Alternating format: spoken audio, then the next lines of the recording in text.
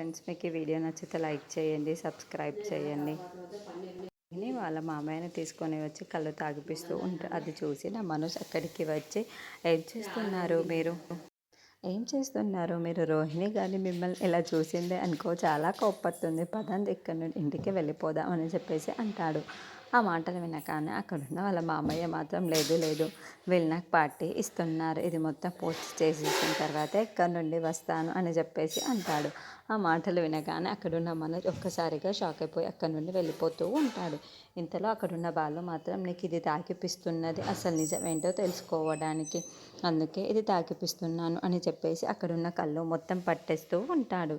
ఇంతలో అక్కడున్న రోహిణి వాళ్ళ మామయ్య మాత్రం మొత్తం తాకేసి, అబ్బా ఎంత కెక్కెక్కిపోయిందో అని చెప్పేసి అంటూ అటు ఇటు దూలుతూ ఉంటాడు. అది చూడగానే అక్కడున్న బాలు అయితే చాలా కంగారు పడిపోతూ బాగా ఎక్కేసినట్టుంది, ఏంటి ఇలా డ్యాన్స్ చేస్తున్నాడే అని చెప్పేసి అనుకుంటూ ఉంటాడు. ఇంతలో ఎక్కడి నుండి వచ్చారు, మలేషియాలో మీరు ఎలాంటి జాబ్ చేస్తున్నారు చెప్పేసి అడుగుతూ ఉంటాడు. ఆ మాటలు వినగానే అక్కడున్న వాళ్ళ రోహిణి వాళ్ళ మామయ్య మాత్రం, నేను చాలా ఫేమస్ మా దగ్గర, నేను జాబ్ ఏంటో తెలుసా అని చెప్పేసి అక్కడున్న వాళ్ళందరినీ చెప్తూ ఉంటాడు.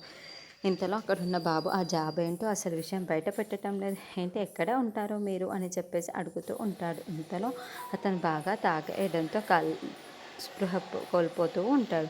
అక్కడున్న బాలు మాత్రం, అచ్చా తెలియలేదే సరిగ్గా, ఏం నోరు విప్పలేదే, ఎలాగైనా సరే వీడి దగ్గర నుండి కొట్టు విప్పుదాం అనుకున్నాను, కానీ అది సాధ్యం కాలేదు.